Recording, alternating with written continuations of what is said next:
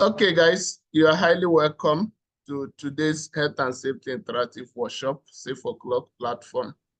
My name is Johnson Wala, and I'm glad to have all of us together again after last week's session. So for Jackson and others who might be joining us for the first time, Safeoclock is a platform where we health and safety professionals, we meet virtually every week, Thursdays by 6 p.m. But we shifted the time to 7 p.m. because of Ramadan. So from next week, we'll go back to 6 p.m. So our major topics of discussion are health and safety related topics and workplace safety and environment. So those related topics are what we discuss weekly. So we choose a topic for the week and we come together and we discuss it. So normally our procedure is we start with a presentation, which is led by any of us who can lead the presentation. So after the presentation, we open the floor for contributions, individual contributions, experience sharing, and if available, question and answers. So that is what we achieve within 1 hour. So the time is short, but there is tendency of learning a lot within that short time. So for today, we are going to be discussing procedure for selection and management of contractors. That is our topic of discussion for today. So we are talking about health and safety procedure for selection and management of contractors. So I will lead the presentation in the next 5 to 6 minutes.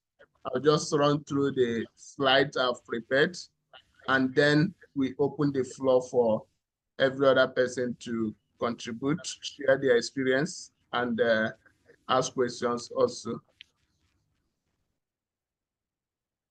Okay, so in this my presentation, I'll be covering first definition of contractors and the benefits. Second, I will cover health and safety criteria for selection of contractors. And fourth, I will discuss the effective ways of managing the contractors. Then third or fifth, I will talk about the legal requirements for contractors management. So I'll briefly discuss these topics then before we start our knowledge sharing. So what do we call contractors? Contractors are external professionals. So mostly they are not direct employees of that organization. So they are external professionals who undertake specific contracts. So that is why if you come to a workplace, you might have multiples of contractors because they are contracted or maybe they are assigned a specific task. So that is what we are referring to as contractors. So they are not a regular workforce of that employees of that organization. So they are contractors. So they operate independently and they are majorly hired for specific tasks. So it could be a contractor for excavation, could be a contractor for welding, contractor for maybe lifting operation. So an organization can decide to work with contractors instead of being responsible for all the activities, especially if those activities are technically inclined and they require people who has been experienced in that field or who are more specialized in that field. So contractors comes to play. What are the benefits? First, the benefit is it allows flexibility, which means it can allow the organization to scale up and scale down their workforce based on the need, depending on the need. So if an organization decides to use full employees, so they will not be hiring and firing. But if they use contractors, they can hire contractors for a specific task. So if that task is finished, then the contractor can quietly move on. That is one of the benefits. The other benefit is that it brings specialized skills and expertise. So as a project, there are a lot of activities going on in that project. So you might not be able to handle most of the expertise or skills. So having a contractor will ensure that you have people who are specialized in that field to handle it. So that is one of the other benefits of having contractors. The next one is cost effective in the sense that the contractors are paid specifically for that particular task. So if that task is finished, their payment is stopped. So it can also be beneficial in reducing costs to the project. So that is it for contractors and the benefits. Now let me discuss the health and safety criteria for contractor selection. The first one is health and safety policy. So for selecting a contractor, one of the health and safety criteria that we should be looking at is the contractor having a robust health and safety policy. And that their health and safety policy, after looking at it, it should align with what your organization stands for. It should be in line, or it should align with your organization's standards and also your legal requirements. Also, that their policy should be able to show their management commitment on how they carry out their jobs safely. So health and safety policy is one of the criteria that we'll be looking at. The next criteria that you should be looking at, or we should look at, is the competency of the personnel. Because they are contractors and we don't just assume that they are competent. So we have to verify, we have to dig a bit, check the qualifications of the workforce or the workers who will be doing those specific jobs, and verify the skills, the trainings that they have. So this will help us to ensure that that contractor is competent. Then the next one is accident monitoring. So we need to dig a bit to find out how the contractors have been managing their accidents. Check the history of their incident reports.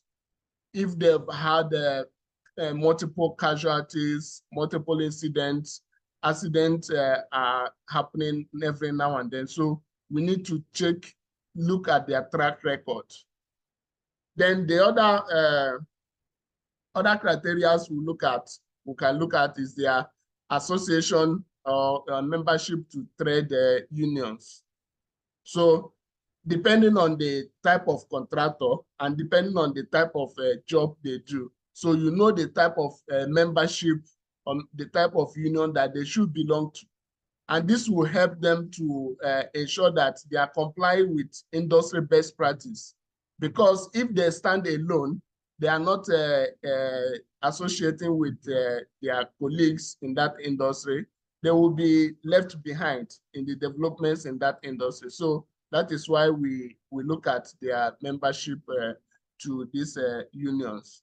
Then the other one is experience with similar works. So we should be looking at contractor who has done those type of tasks before. For instance, if you are going to undertake, let's say, screeding activity, so you should not be giving it to a contractor who has been only specialized in painting, have not done screeding before. So you should be looking at a contractor who has done that type of job before and with evidence.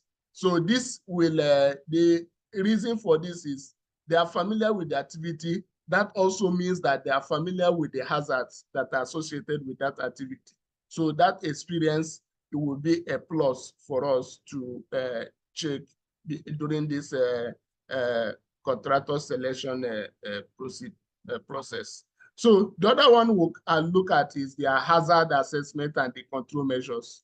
So this will come into their risk assessment and their procedure for assessment of hazard. So we should verify their procedures, their control measures that they have enumerated in their risk assessment. Is it going to be sufficient for controlling the risk associated with that activity? So that's the other criteria we should be looking at. There are other criteria we should look at, like method statements.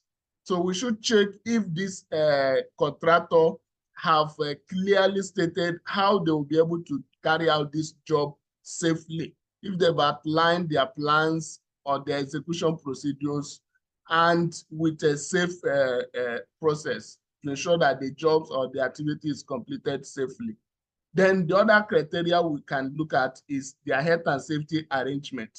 We should be able to review the contractor's arrangement, such as the emergency procedure, their first aid provisions, their emergency evacuation procedure. So we should be looking at the procedure that they already have, the health and safety arrangement that they have in place, if it is going to align with our own organization's health and safety arrangement as well, because we don't want to have conflicting procedures, conflicting process, and conflicting health and safety arrangements. So these are one of the things we should be looking at. Then the other criteria we should look at during the selection of contractors is the effective monitoring, how the contractor will be monitoring the activities, especially how they will monitor their health and safety performance. Okay, and if there are deviations, how they will be able to address it promptly. So these are some of the other criteria we should be looking at. Another criteria we should look at is qualification and skilled staffs. So we should check, especially if they have a qualified health and safety personnel, if their skilled staffs are also qualified, then we should be looking at reference and performance. Should look at where they've done this job before, their previous clients, the type of review that the clients have about them, what the client has to say about this contractor, if they were able to perform their job safely, or they had a lot of accidents during that activity. So we should be looking at the reference and performance from their previous client. Then we should also look at the availability of safety advice. How many safety officers do they have as compared to the number of workforce they have, and the competency of this health and safety professional, if these are all available. So these and many more are some of the criteria that we should be looking at, especially in line with health and safety while selecting a contractor. Now, the other one we should talk about is how to properly manage contractors in the workplace. So after the selection process, you have finally agreed to hire this contractor to perform a specific task. Then it doesn't end there. So there should be proper management, proper coordination. There should be effective management of contractors to ensure that the goal and the objective of hiring them is achieved. Okay, so the first one is ensure that the expectation is well defined. From time immemorial, it should be defined what you expect the contractors to achieve, the level of risk that you expect them to identify, the level of compliance you expect them to have. So it should be defined from inception. So it's not at the middle of the game, the goalpost is changed, or maybe at the middle of the task, the requirement begins to change. So this can bring conflicts between the contractor and the organization. So the expectations should be well defined from the beginning. Okay, then the next one that should be well defined is the roles and responsibilities. The organization should specifically state who does what in that project. What are the limitations that the contractor will have? What are the expectations that is expected of the contractor? Meaning, what are the specific things that the contractor is supposed to provide? For instance, in an organization, it can be that the organization is responsible for providing all the welfare facilities. So the responsibilities should be properly stated: who provides welfare facilities, who provides PPE, who provides monitoring, who does what and what. So that is, it should be clearly stated from the beginning. Then the other way of managing contractors is to agree on the timelines and the goals. So the organization should not wake up at the middle of the contract or at the middle of the job to tell the contractors that they have to finish tomorrow. So the timeline should be properly agreed on. If it is a 6 months contract, it should be properly agreed that this is a 6 months contract and this is the number of workforce required to complete this project within this specific time. So if this is properly agreed on time, then there will be no conflict along the line. Okay, so the goals of the organization and that of the contractor should also align. So we should have a proper agreement of what are our goals.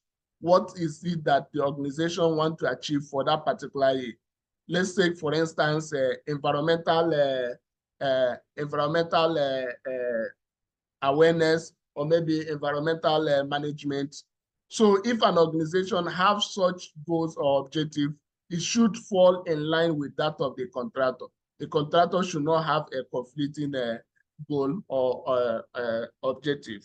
So the other thing that is required is to demonstrate how fit they are into the team. So the organization should introduce the contractor to the team, to everyone in the organization. Everyone in that company should be aware that this is this contractor in charge of this. Maybe this contractor in charge of all electrical activities. So there should be proper introduction and there should be mutual respect for each other. Then the organization or the company, the host company, should be able to let the contractor understand their role and how their job will contribute to the overall process, success of that project. So we should not just keep them hanging or make them believe that they are just a use and throw away type of contractor. So we should, the organization should make them understand that they are part of the project and their contribution would help to achieve the overall success of that project. Okay, so this will help to foster belonging so that the contractor will not feel that he's not part of the organization. So that is one of the ways that we should manage the contractors properly. Then the other effective way to manage this contractor is to value their work. When the contractor is recognized, when the contractor is appreciated, then they will put in their best. They will deliver more. They will ensure that they bring in their expertise to ensure that they give you the best. So you recognize what they have done well, you appreciate them. There's in different projects or different organizations, they have contractors appreciation events, contractors recognition events. So these are ways of managing contractors. When they feel recognized, when they feel that the little they are contributing to the project is appreciated, then they are ready to contribute more. So that is one of the ways also to manage contractors. Then show them proper respect. Not, I see in some projects where contractors are treated like outsiders. The main contractors, you have something like I'm a main contractor, you're a subcontractor. So this could bring divisions and it could also affect the overall success of that project. So the mutual respect and mutual coordination between the contractor and the client is very, very vital in effective management of contractors. Then the other one is to give regular feedback. The organization or the client should give the contractor regular feedback, what they are doing well and what they are not doing well, where their health and safety performance have dropped, they should be properly or regularly communicated with.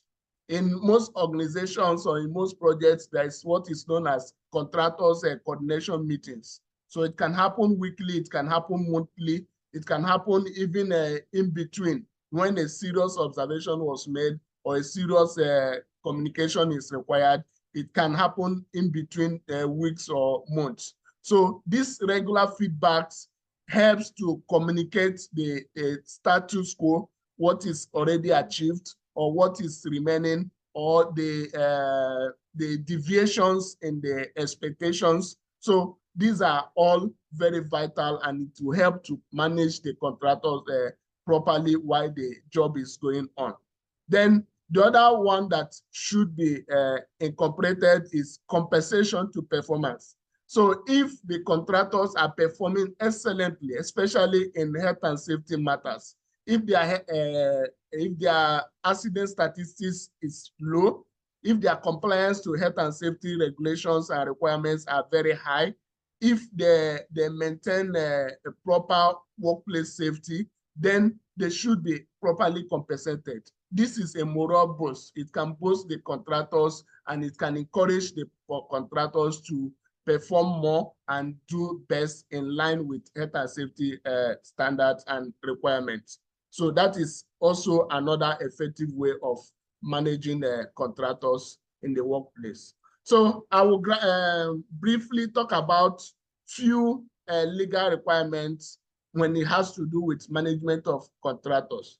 The first one is Health and Safety at Work Regulation 1974. It talks about the employer's duties and also these duties to contractors as well. So the employer in this Health and Safety Regulation Act is responsible for the overall health and safety of all the contractors under that employer. So that is what this Health and Safety at Work Regulation 1974 is talking about as regards to contractors management. Then CDM 2015 regulation, which is specifically concerned about construction activities in the UK, is has also a requirement that the employer should be responsible for risk assessment, coordination, and communication among the contractors.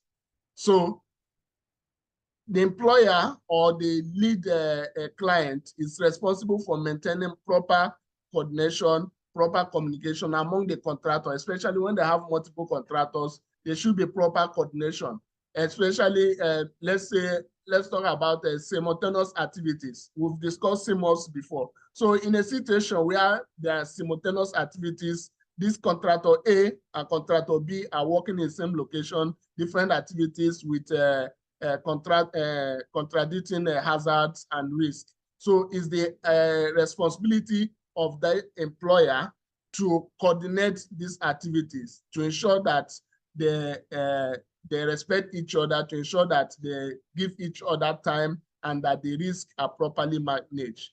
Then the other legal requirement is Occupiers Liability Act of 1957.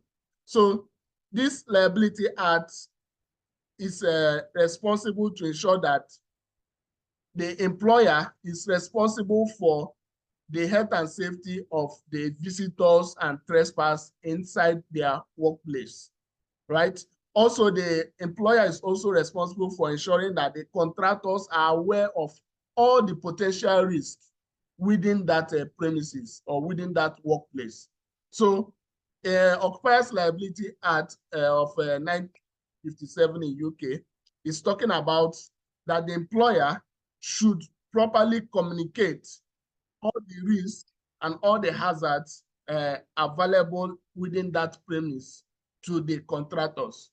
So these are some of the legal requirements that says something or has something to do with management of contractors in the workplace.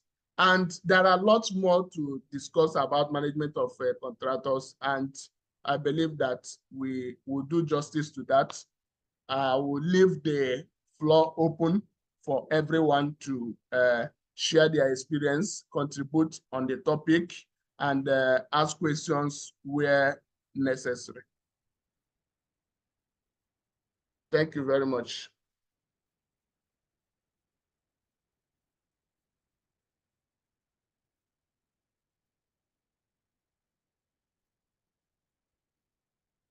So right now the floor is open. We'll take contributions and from anyone.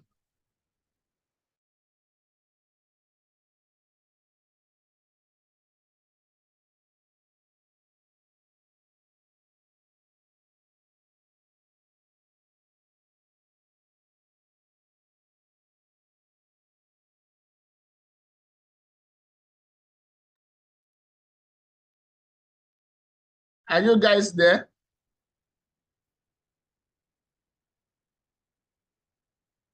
Yes, I'm here. Good evening once again, and thank you for a brilliant presentation. You basically covered everything that is of substance with regards to subcontractor management. Thank you so much for the presentation. Thank you very much, Mr. Jackson. We are glad to have you as part of our team.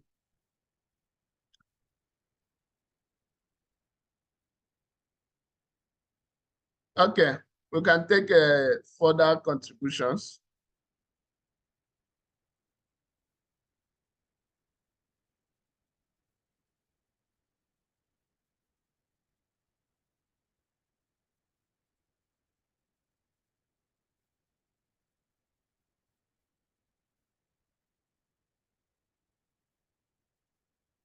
Okay, if there is no contribution, we will end with the presentation. So it means everything is well assimilated and well accepted. So we'll not just keep the camera open. Mr. Femi, you're welcome. A long time. Oh, God, it's been a while. Sorry, I've been. We will talk that way. I should call you. We have little things to discuss. Okay, no problems. All right, Baba. Thanks for holding this lecture.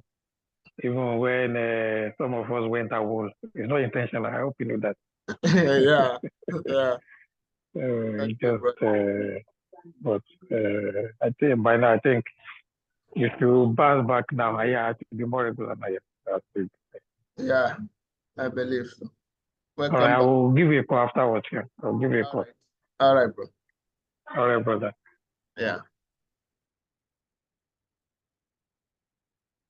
Okay, guys, we'll call it a day. Thank you for participating today.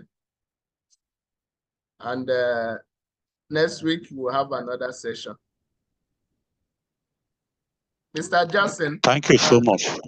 Maybe I will have your number so that I can add you to reminder. Okay. You want me to send that through the chat?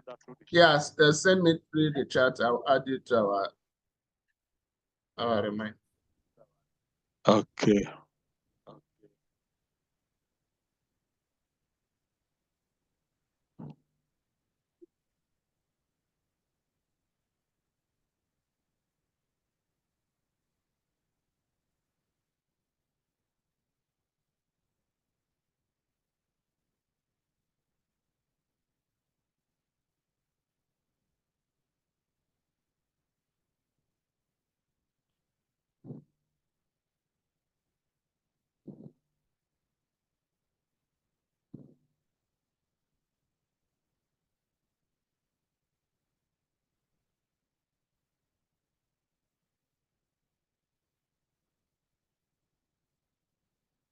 Okay, I got it, guys. Good night and do have a nice day.